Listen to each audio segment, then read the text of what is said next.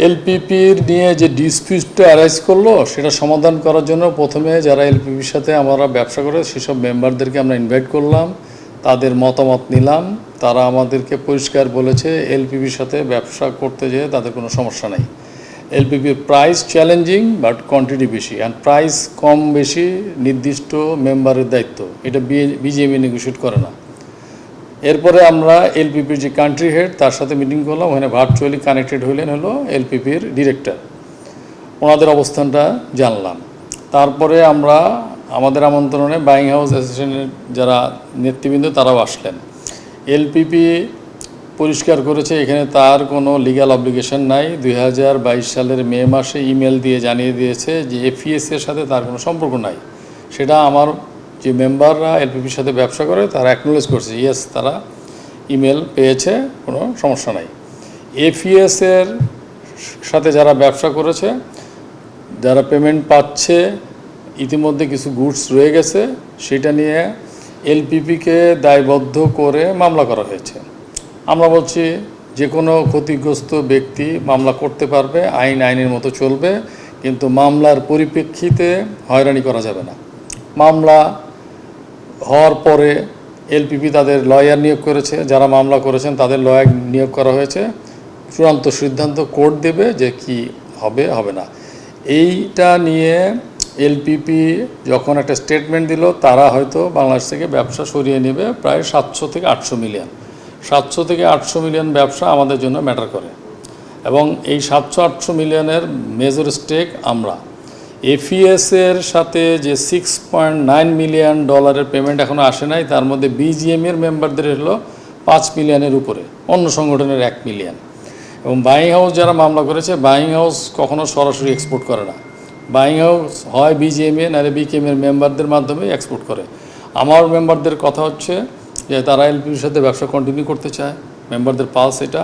At the same time payment আনার ব্যাপারে এলপিপির কোনো লিগ্যাল অব্লিগেশন নাই।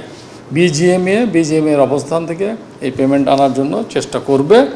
সেই চেষ্টাটা এখানে আমরা মিডিয়া কিভাবে করব সেটা আমরা মিডিয়ার সামনে এই মুহূর্তে বললে এই পেমেন্ট আনার প্রক্রিয়াটা বাধাগ্রস্ত হবে।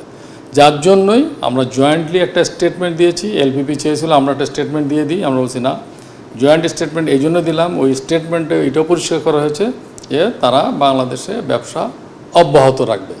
আমরা যদি একতরফা একটা স্টেটমেন্ট দিতাম যে তাদের যে কোনো লিগ্যাল পজিশনে তারা যেন হ্যারাস না হয় সেই ব্যাপারে বিজিএমই ভূমিকা পালন করবে, অন দ্য আদার হ্যান্ড ব্যবসা কন্টিনিউ করবে না, তাহলে আমাদের অবস্থান হইতে ভিন্ন। আমরা জয়েন্টলি আমরা স্টেটমেন্ট দিয়েছি।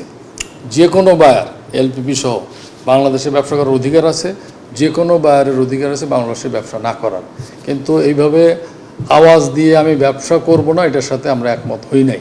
বিধায় আমরা বলেছি কেউ যদি ব্যবসা করতে না চায় সে নীরবে আস্তে আস্তে ব্যবসা গুটিয়ে নিয়ে যাবে। যা আওয়াজ দিয়ে চলে যাওয়া মানে এটা পুরো পৃথিবীকে জানানো যে বাংলাদেশ ব্যবসা করার মতো পরিবেশ নাই। সেটার পরিপ্রেক্ষিতেই আমরা একটা জায়গায় উপনীত হয়েছি, এলপিপি ব্যবসা করবে বাংলাদেশে। প্রাইস সে নেগোশিয়েবল, আমার মেম্বারও যদি হ্যাপি হয় পেমেন্ট পাওয়ার পরে তাদের বিষয়। বিজিএমএ প্রাইস নেগোশিয়েট কোনো বাইরের সাথে করে না। গার্মেন্টস মালিকরা তাদের সাথে ব্যবসা করছে, তারা নিয়মিত পেমেন্ট পাচ্ছে। এলপিপি অন্যটার দায় তারা নেয়নি, তাদের কোনো লিগ্যাল অব্লিগেশন নাই, আমরা কোনো লিগ্যাল অব্লিগেশন খুঁজে পাইনি। এলপিপিকে আমরা আইনি সহায়তা দিব না। এলপিপি নিজস্ব লিগ্যাল টিম আছে, তারা আইনি সহায়তা তাদের লিগ্যাল টিম দিবে। যারা মামলা করেছে তারা আইনজ্ঞ নিয়োগ করবেন, কোর্ট ডিসাইড করবে। কেউ যদি শুধুমাত্র মামলা করার ভিত্তিতে কাউকে হ্যারাস করতে চায়, বিজিএমই অবস্থান নেবে। মামলা একজনের বিরুদ্ধে যদি মামলা হইলেই যদি প্রমাণিত হয়ে যায় যে সে অপরাধী, তাকে হ্যারাস করবে, তাহলে তো আমারই পর্যন্ত 5 বার ফাঁসি হওয়ার কথা। তো সুতরাং ওই জায়গাটা আমরা স্ট্যান্ড নেব। মামলা করার অধিকার যেমন আছে, মামলা হওয়ার পরিপ্রেক্ষিতে আইনগত অধিকার নেওয়ার সবার আছে, সেটা আমরা বলেছি। বাংলাদেশের যে কোনো নাগরিক তিনি যদি মনে করেন কারো দ্বারা ক্ষতিগ্রস্ত হয়েছেন, তার আইনি সহায়তা নেওয়ার অধিকার আছে, যে কেউ হোক। সেখানে বিজিএমইএ ইন্টারভেন করবে না। কিন্তু আইনি সহায়তার কারণে কোনো ধরনের যদি বায়াররা যদি হ্যারাসমেন্ট হয়, আমার মেম্বারও যদি হ্যারাসমেন্ট হয়, তাহলে আমরা সেটা স্ট্যান্ড নেব। আইনের মতো চলবে। ফাইনাল ডিসিশন কোর্ট দিবে কে সঠিক কে বেঠিক, সেই কোর্টের সিদ্ধান্ত আমরা মেনে নেব। মামলা রায়ের ভিত্তিতে সিদ্ধান্ত হবে, কোর্ট রায় দেবেন, আমরা তো কোর্টের রায়কে হলো ইনফ্লুয়েন্স করব না, কিন্তু হ্যারাসমেন্ট করা যাবে না। হ্যারাসমেন্ট করলে আমরা যারা আইন শৃঙ্খলা রক্ষাকারী বাহিনী তাদেরকে জানাবো যেন কেউ হ্যারাসমেন্টের শিকার না হয়। সেটা এলপিপির বাইরে হইতে পারে, আপনি হইতে পারেন, আমি হইতে পারি, বা যারা মামলা করেছে, কালকে যারা মামলা করেছে তারাও তো হ্যারাসমেন্টের শিকার হইতে পারে, তারাও যদি যেন হ্যারাসমেন্টের শিকার না হন।